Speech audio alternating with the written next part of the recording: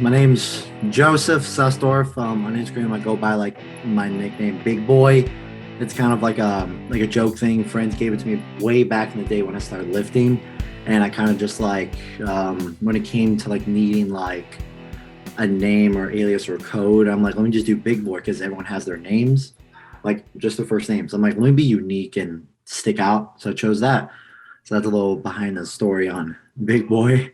But yeah, I've been lifting for about uh, this. I think this November I think would be my 6 year mark. So right now I'm around like 5.5 years of lifting consistently, being in the fitness industry. I guess like being serious into it, like competing in a whole realm, kind of like 3 years. So like the first half, which is building the stable foundation, getting to know my body, learning how the body mechanic moves, the muscles and everything, and nutrition. So right now I'm kind of just coastlining, just keeping the physique up and going, learning more about mobility instead of building a lot of muscle mass, just kind of taking a break of bodybuilding, but still progressing in that and kind of just sharing my progress, reaching out to people and just hearing their stories. And it's honestly it's kind of crazy to think about it, how little screens, like little glass boxes like this, you can change someone's life and like without even meeting them. Like it's a piece of glass with just a Yeah. few wires behind it. So it's kind of amazing and symbolic how that can like change someone's mind and perception on a lot of things. And like especially getting DM saying you changed their life and whatnot. That's very true, though. These days, so much of our human interaction is via screens. Even this one right here, even though it's a podcast, and I feel like it's a little bit of a kind of a deeper connection than just, typing out words on a screen. Sometimes either one, though, can be very, very powerful. Like you said, can change somebody's life just by kind of being you. I think that's the cool thing. If you're authentic about how you go about doing what you do, people really can relate to that. And even, if they're afraid to be authentic on the internet, on social media, and sometimes even in real life, people do appreciate that. They recognize that. And, it's been a big part of this podcast is like people are very open a lot of times on this podcast, especially. And I've noticed it, and it's helped me really be open, not just with the other people in the community, but kind of with myself as well. Like, hey, what am I doing well? What can I be better at? Because a lot of people teach me things on this podcast, and it's like, wow, these people are really rubbing off on me in so many great ways. And kind of going back to what you said too, I think I found interesting was like, and it's actually something I thought about and talked about today a little bit too. Kind of learning yourself, not just diving in and expecting everything to come right away, because that's not really how it goes unless you're really, really lucky. You're gonna Yeah. have to kind of play around with like what workouts work best for you, what foods work best for you, what schedule works best for you. And so many people have trouble really understanding that it's a kind of an experiment, especially at the beginning, and you have to try different things, see what works with your body, see what works with just being in a different stage of life. Maybe something worked for you in college, now doesn't work for you because you're out of college. But it really comes down to just like it's an evolving thing. Like you said, you're taking kind of a break from one angle of it and you're trying to figure out a different angle. And that's really part of the fun of fitness too, is like there's so many different avenues you can take. You can focus on building muscle one, in one part of your journey. Maybe next part you're like doing some maybe some endurance stuff. Maybe you want to do like a triathlon. Maybe the next time you want to do really focus in on kind of like meditation or kind of like the yoga side or something like that. There's just so many different cool areas to go through and when it comes to fitness. Yeah. There's like when people think fitness, they think, oh, just general health, well being, or like meatheads like working out, but it's like no, there's like broad, it's a really big spectrum on what like fitness and health is. So like every year you can do something different, or sometimes people are bred it to just be a bodybuilder and compete, and some are meant to just stay healthy and others are meant to like be kind of like, how do I say it, kind of like adaptive to their environment, like do bodybuilding, then just do like nutrition, then like learn about like joint stability and mobility work and all that. Then like yoga, like I've been getting to meditation recently, just wake up morning, just I really would say meditating is more just like quiet, taking a breather and just like relaxing my mind, because the second that alarm goes off and I start my first task, It's nonstop going, whether that be work or fitness related content, providing something for my followers. And like that in itself is like a huge, like full time job. So like from the time you wake up, from the time you go to bed, it's like nonstop grind. Like you can't waste a second. And if you do, it's like somebody out there is ahead of you and they're progressing more. They're not like willing to take that rest. And that's also the greatest fact in rewarding. It's you when you take a break or you take a rest or like anything like that, you've earned it and it's more relaxing. But that's also the beauty of it, is that you don't know when you feel like you've earned it. That's the beauty of it. You keep grinding and grinding to the point where, okay, I think I progressed enough to where I could take like a day break or even like a vacation. So that's the beauty of it, is you don't want to stop. You want to keep progressing in anything, especially when learning and whatnot. All right, guys, we're going to take a quick break here just for a second. Let me tell you about Smoking Gun Coffee. They're a veteran-owned coffee company that strives to produce a quality coffee at an affordable price. They only buy coffee from small coffee farmers around the world with a cup score of at least 85. Each batch is roasted to order for maximum freshness. They also donate a large portion of their proceeds to organizations that help local communities, veterans, first responders, or you can donate to the foundation of your choice at the checkout by going to www.smokingguncoffee.com. That's SMOKIN Gun Coffee. Yeah, and I think that's the cool thing about finding something you're passionate about too, is because you will just continue to push and you'll put in a lot of hours, a lot of hard work and a lot of thought into what you're doing. Whereas if you're doing something that you don't really care about, the only thing you're really looking forward to is that next vacation. The only thing you really care about is when you get to get done with what you're doing. And I think finding something, whether it's fitness or whatever it is, hopefully health is a portion of your life no matter what you do. But like just finding a passion is such an important thing, and just being willing to try different things out too, and not being afraid to fail at things, because kind of going back to like what I said, if you're lucky, you'll find it in the first kind of guess, but most likely you're going to have to try, different hobbies, different interests, different things that are out there before you really find that real true passion. For you, did you ever struggle with kind of finding that, or how did you kind of get into the world of fitness really? Was it something that just came natural to you? I didn't really like when I was a child. Like I saw pictures of my dad and my uncle, like my dad, his brother, and all of his brothers. They like lifted and whatnot, but not really intense like I am now. So I'm like, oh, let me try that. You just kid stuff like curls and push-ups, but really into it. I think it was like my freshman year, 2016 of high school. Joined the wrestling team and started lifting weights and whatnot. And the lifting weight part I loved, but wrestling part I didn't like because there's just too much cardio. Cardio is cardio, as I always say. Like that was brutal, but definitely taught me discipline. When it came to the weightlifting part, it I don't know why it struck curiosity out of me. It's like there were movements where I did where it did not feel as right. It's like do like conventional, like no, it would be like do regular squats. I just do regular high bar squats, like legs be shoulder like shoulder width. And every time I do it, my hips fell off, my knees fell off, ankle fell way off. The coach is like, you're doing too heavy or you're not breathing right. And I tried everything to work. Then it got me to research. And it's like, if your hip sockets are like built outward, you're prone to be wider stance. And when I did that, everything felt at ease. And then everything, it got me in down this loophole of learning stuff and all that. So it's like, because of that, it like struck curiosity and it just kind of came to me at that point to where that immediately clicked with me.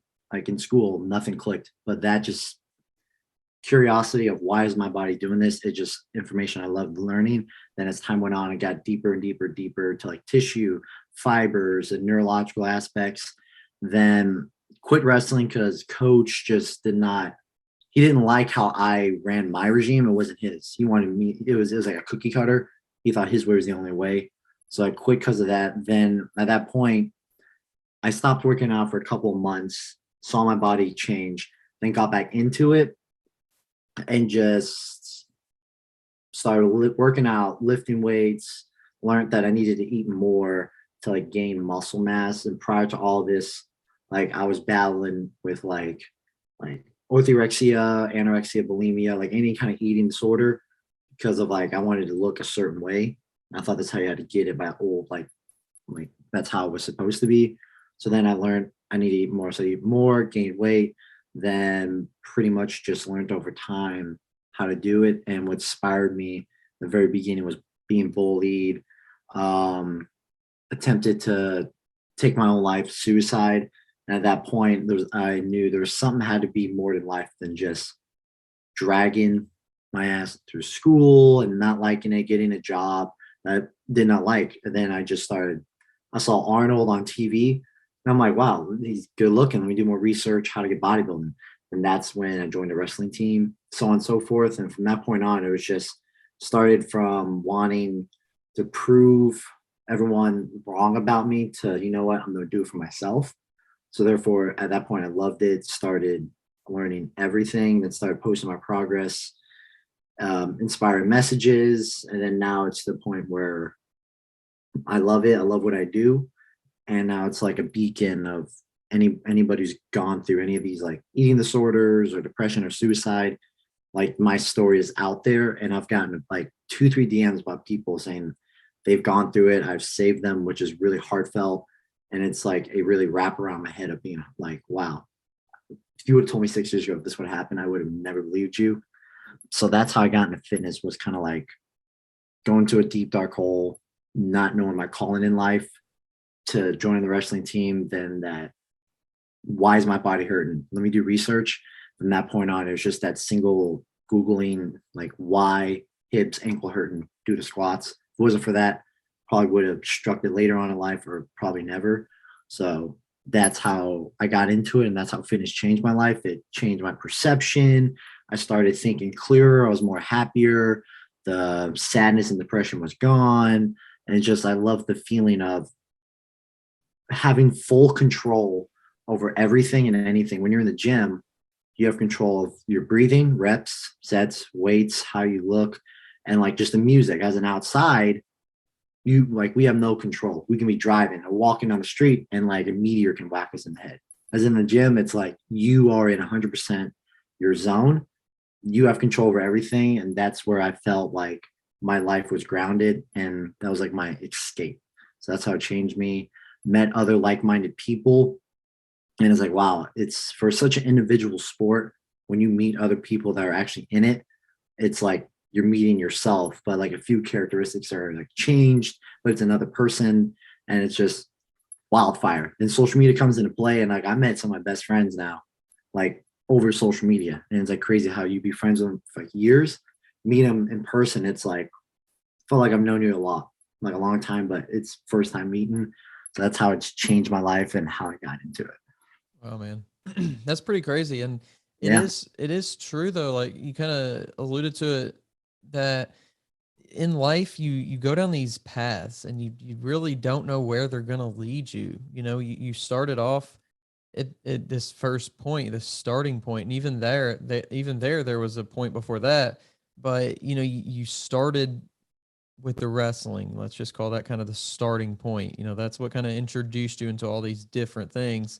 And then you went into this other avenue. Now you're into this other avenue of content creation, and that could even change, you know, further down the road. And but you never, at least in my kind of experience, you know, you start out, you might have a goal in mind, you might have like a vision, but even with a great vision and a great plan, life is going to take you in this direction. You know, it's going to take you in all these unknown directions, and you're going to Yeah.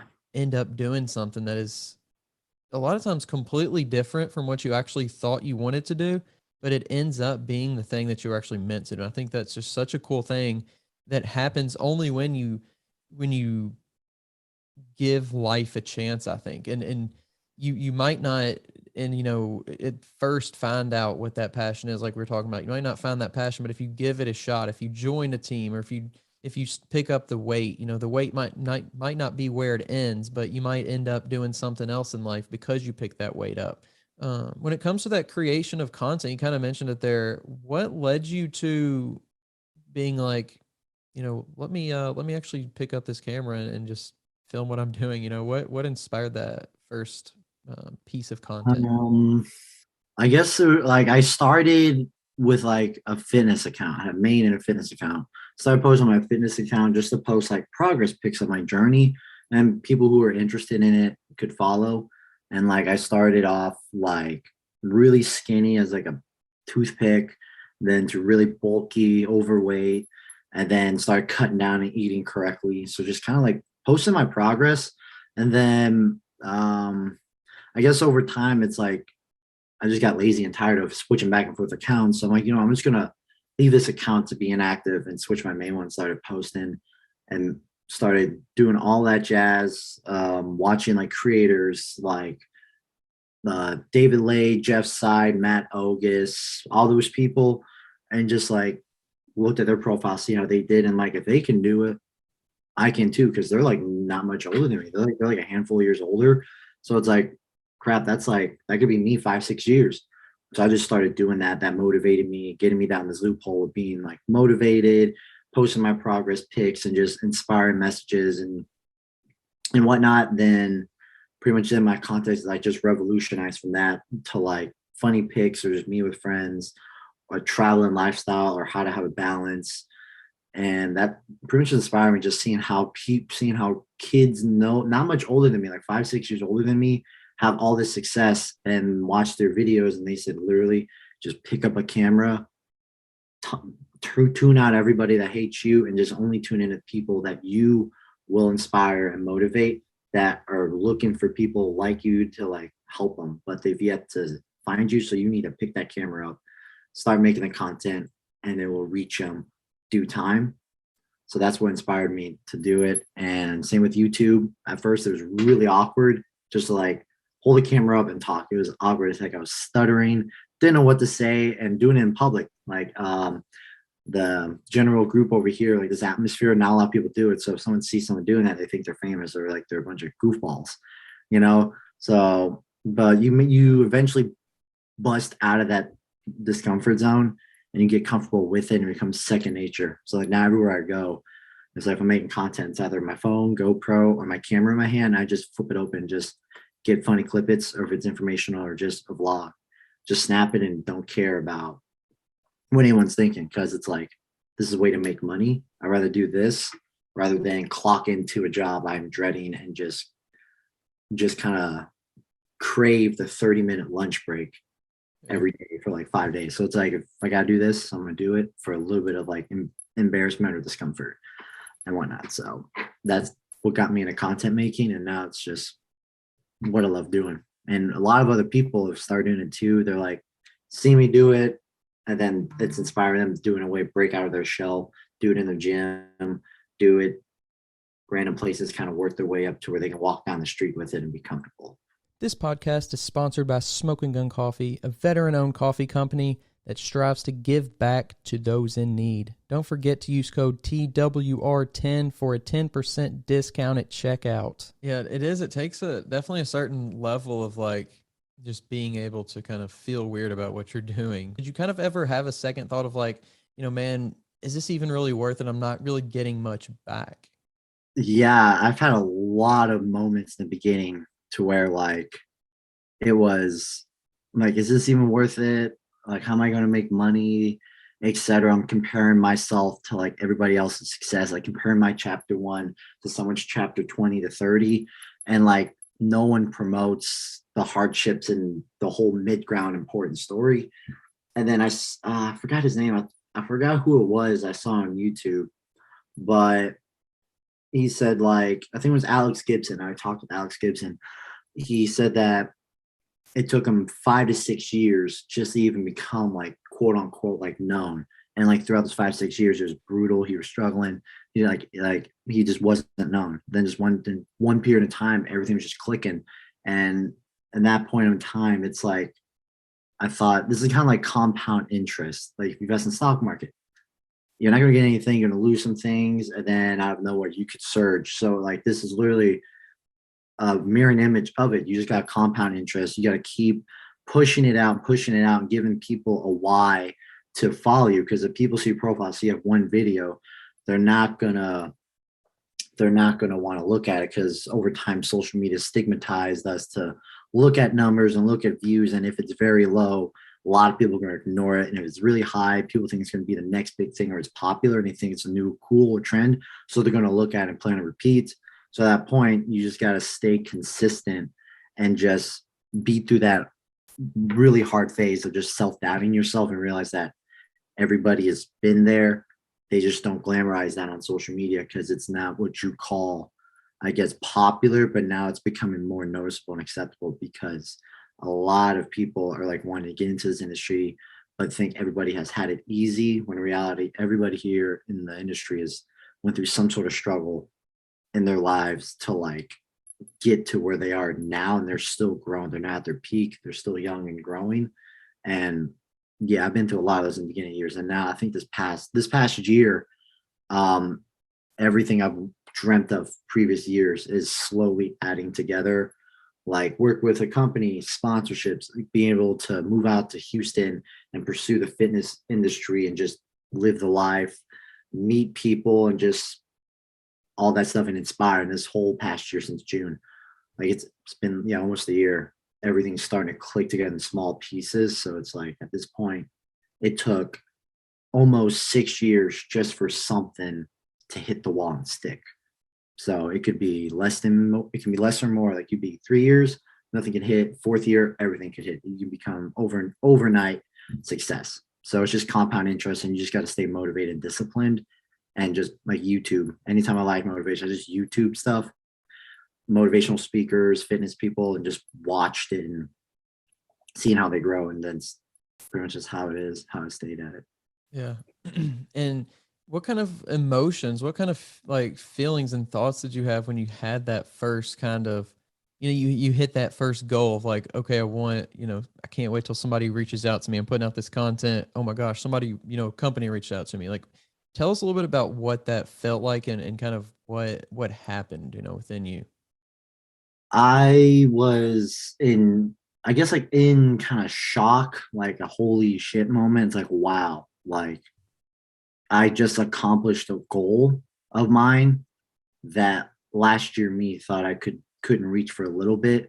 So it was a real surreal, touching moment of, wow, I am actually doing something and I'm getting noticed. So I have to keep going. Like I can't quit now. This is just a simple stepping stone that I can now cross over and just keep waiting for the next one to be placed in front of me and just keep accomplishing goals. So it was a really shocking, surreal moment of, wow, me 6 years ago dreamt of this, and now I'm accomplishing it. And 6 years ago, me would be really proud of it. And so it's like, in a way, I'm doing this for not only me, but to make my younger self proud, because I knew the state of mind he was in and what his dreams and goals were, and I'm now accomplishing that. So it's just a state of humbleness and being really surreal. Like, wow, it's actually happening and coming into place after all the sacrifices, all the determination, perseverance, and just quitting out the social life and just night in, grinding it out, creating ideas, reaching out to people are finally paying off. Going into the future a little bit, what do you see, being and maybe you haven't really thought, as concrete about it, but like, what do you see the kind of the future of the fitness and maybe bodybuilding and kind of all that entails?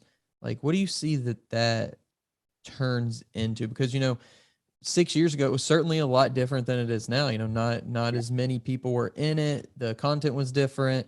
Now it seems like there's more people in it. It's a lot more professional content. Things are kind of, looking more professional, things like that. Like, how do you see the kind of the content creation side of fitness evolving in the next couple of years? The way I see it, I have it split in my mind in two different routes. You got the fitness kind of content creation hype realm, which is like all Forceland, James English, Brandon, like Sush, and all those people. Christian Guzman, like we have that arena. Then we have professional IFBB, NPC bodybuilding creation, like Jay Cutler, Ariel Kadar, Brandon Curry, Brandon Hendrickson, German Buendia. So you got like two different spectrums and whatnot. And so far, in my eyes, the high content creation fitness area, it's both having really, really good pros and a lot of like qualities to it, but also a lot of cons to where it can be really dangerous if you do not know where you step and don't have a clear vision. As in like the professional bodybuilding realm, it's like, okay, it's a lifelong thing. It's a lonely road, and you're giving up your life for the sport, and you're gotta be way more professional and way more like mentally sharp in it. As in content creation, you just like slap in a workout clip and then do a bunch of like you stuff, and that's like the newer generation content stuff. And the way I see it, a lot of people like upcoming newer generations, younger than me, kids, they're being glamorized, and they're focusing too much on numbers, following, getting a code for a company, and not caring. They keep asking the question, how can I become sponsored, but not why should I be? Because you need a why, because they're not looking from a business aspect. They're looking as a selfish aspect. And that's like the big flaw in the industry is they're chasing after the wrong things. They're not providing quality content. They're choosing quality over quantity. No, they're choosing quantity over quality. And like they're not connecting with the people. They're networking for the wrong reasons, just to get hype and clout. They're wanting just fame. As in, the good side of it is you have people who are genuine, create those connections, and then it's a beautiful industry to where people share their stories, they bond. It's that concrete, like when you listen to someone's story, that's like their vulnerability to them, to you as like a bodybuilder, someone in it. Because a lot of the stories, everyone comes from like 4 stages. Either it's heartbreak, suicide, depression, or like some sort of addiction. They all come from one of those 4 stages. And when someone tells you that, that's being vulnerable, and you learn so much about the individual and the sport itself. Everyone's uplifting. Granted, there are always going to be bad apples in the tree. So it's very uplifting. Everyone's in the same boats. We're all trying to uplift each other and just love what we do. And just everyone's just always amped up and ready to go. And that's what makes the beauty of the industry. And it's people who you can tell have made a change in their life, going from really overweight to really like fit, and people going from like anorexia to really being like loving their bodies. And it's like, it's a psychological and physical battle 24/7. And the work that goes into it, it's like, you cannot buy it. You cannot take a pill. It's years and years of sacrifice, blood, sweat, tears to get to that level, and mental battles with yourself. That's like the beauty of it. And that outweighs the cons. But the cons right now are growing from younger generations because they're chasing after the wrong thing. And they're not realizing the important key moral values of the industry is like connection, gratitude, and just genuine people. Like they care only about numbers, etc. But that's getting more pushed down on our generation to where this is what fitness is all about. And if you are shown to be shallow, you will not make it. You have to be open. You have to put out content that will inspire, motivate people, and give people the reason why you should do it. So like I think it will just continue to grow at its pace. But as time goes on, people will learn. Like you get older, you get more wiser, and you get smarter with it. Because me 6 years ago, I was just like that, like wrong reasons. And now it's like, I can't believe I thought like that. But somewhere along the lines, my mindset did a 180. I'm like, wow, I was really dumb, but it flipped.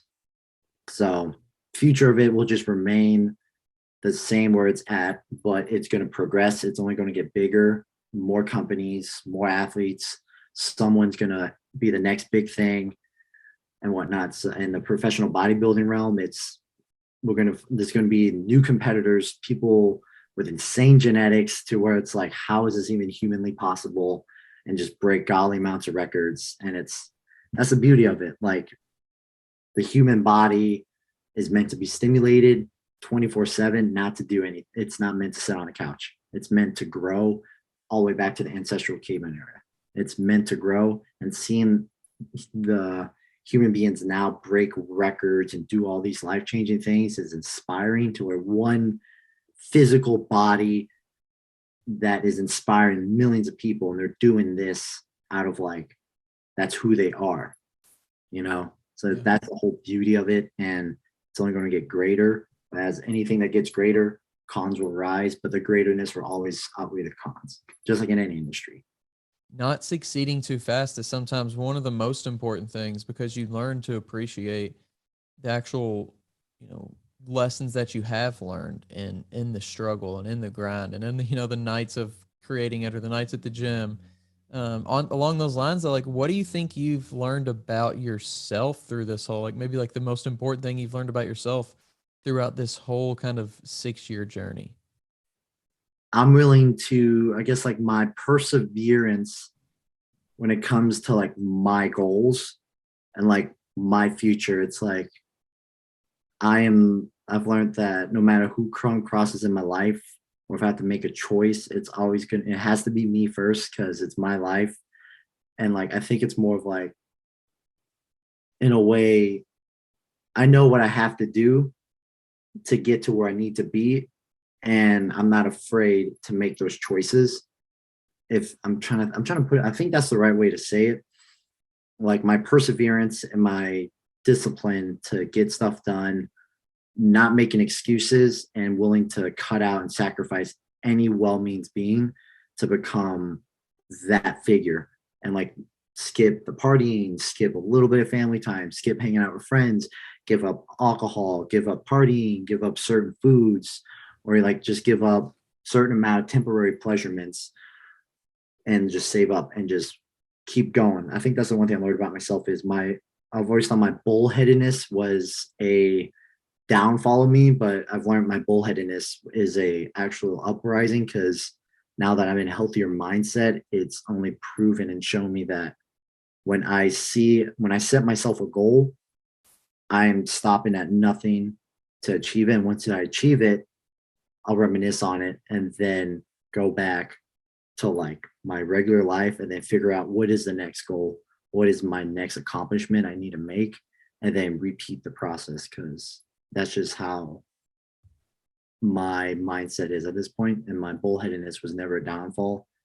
It was always an uprising. I was just in the wrong mindset and atmosphere. And yeah, that's pretty much what I've learned about myself is my downfalls were never a downfall. I was just in the wrong culture and atmosphere.